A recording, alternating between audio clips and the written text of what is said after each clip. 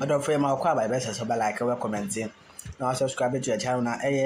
Mahama and there also 17 ministers in just say and ya go cry no man there I shall say so and Sam George no kuja to so no do you or can say me one you know na Ghana for shock because who says Sam George no kuja to na be jedi mpa since Mahama take over or am be jedi na ano na nkofo kwa expect say Mahama be tiba ka chance mo ya kire kuja to and Sam George no chese odu onsia obeso in or say no first class flight because or did he say name be kwasua and I said name be kwaso I'm the Mahama no name that and babies with sharp teeth no one more until odu one ma one say sa first class flight in there a trip mutimi fa biem na man for it me abo Mahama abasopa or nema wotimi catch any ministers because one tree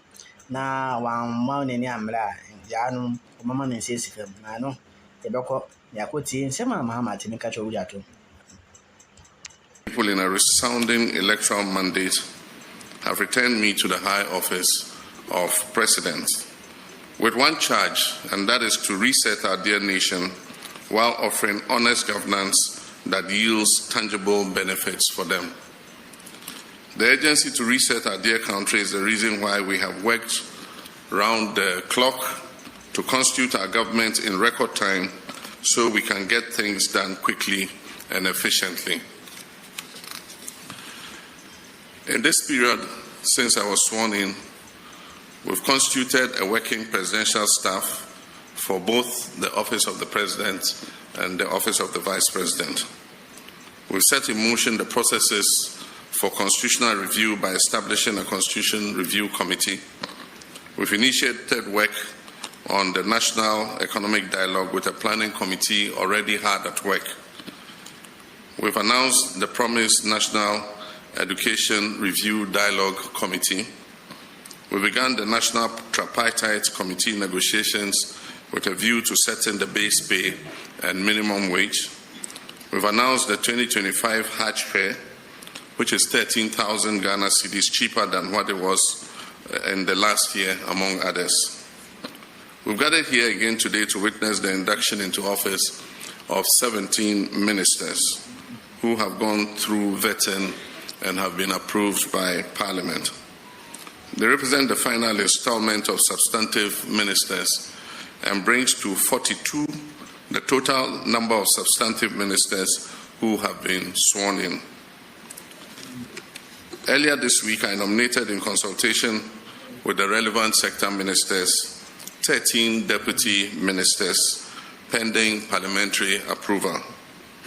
It is my expectation that Parliament will expedite vetting of the deputy ministerial nominees to complete the process and enable them to take office in support of their ministers.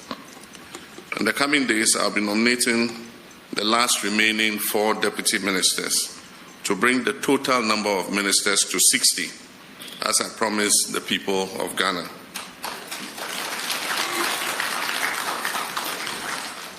Indeed, we have proven that it is possible to have a lean and efficient government, but that is the easiest part of the job. An efficient government will not make itself.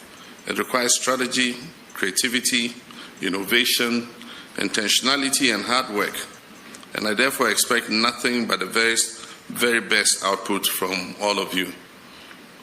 To the 8 of you who will be serving as regional ministers, remember that the people in your regions look up to you to deliver on the promises made during the last campaign, in which you played active roles.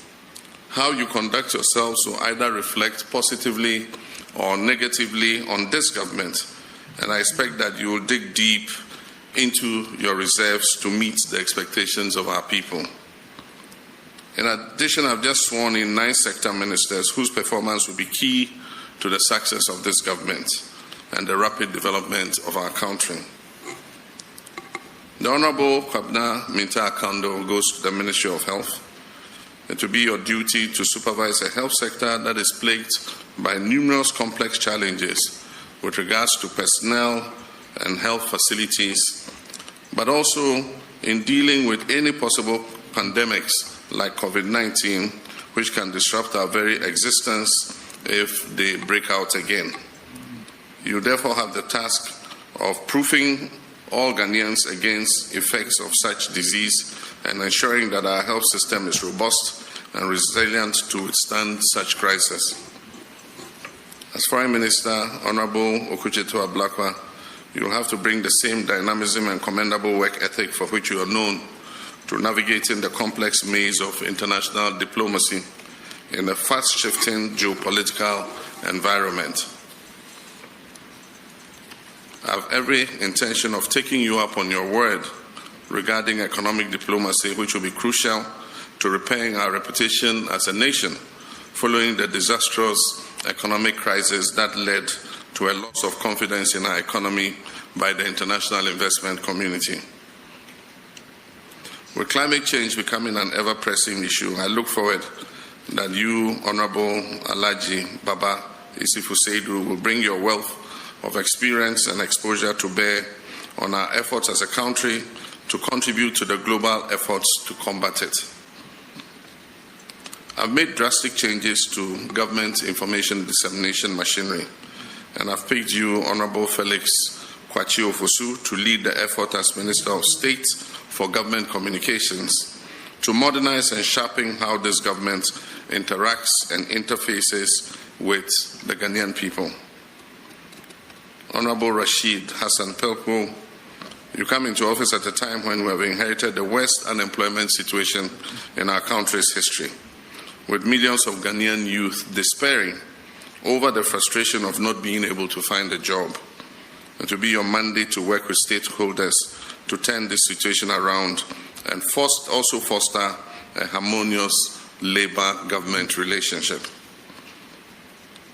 To Dr. Ibrahim Murtala Mohammed as Minister of Environment, Science and Technology, you will have the unenviable task of safeguarding Ghana's environment, which has been in great peril from the activities of Galamsey and other environmental terrorism.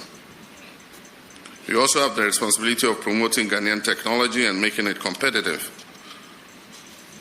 Ghana's communication sector has seen incremental growth over the last few decades, and you, Honorable Samuel Nate Jata George,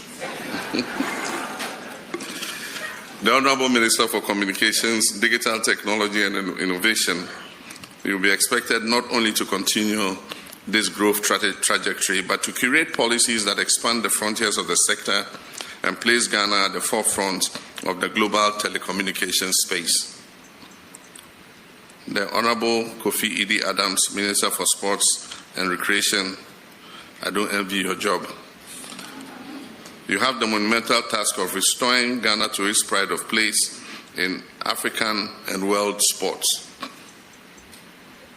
The shambles that is Ghana sports today is completely unacceptable for a country with our pedigree, and I expect that you inject transparency, professionalism, and modernity into the management of the sector. I expect that you will concentrate on building up all the sports disciplines, and I know the Ghana Football Association would be a good place to start, to work to make sure that we return Black Stars to its glory days. And finally, with Honorable Joseph Bukari Nipe, Minister for Transport, you are charged with the task of building on past progress in the transport sector to guarantee swift movement of people and goods through a modernized rail, aviation, and marine transport. I have no doubt that all of you are poised to work tirelessly to improve the lot of Ghanaians in your respective sector based on your experience and your competence.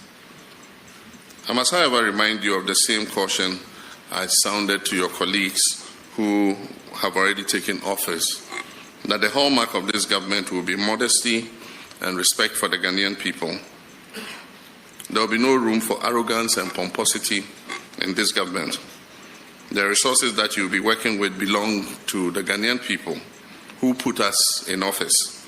Those resources are not to be wasted on opulence and extravagance. I've asked the Chief of Staff to write to all government appointees that I've imposed a ban on non-essential travel forthwith to cut down expenditure.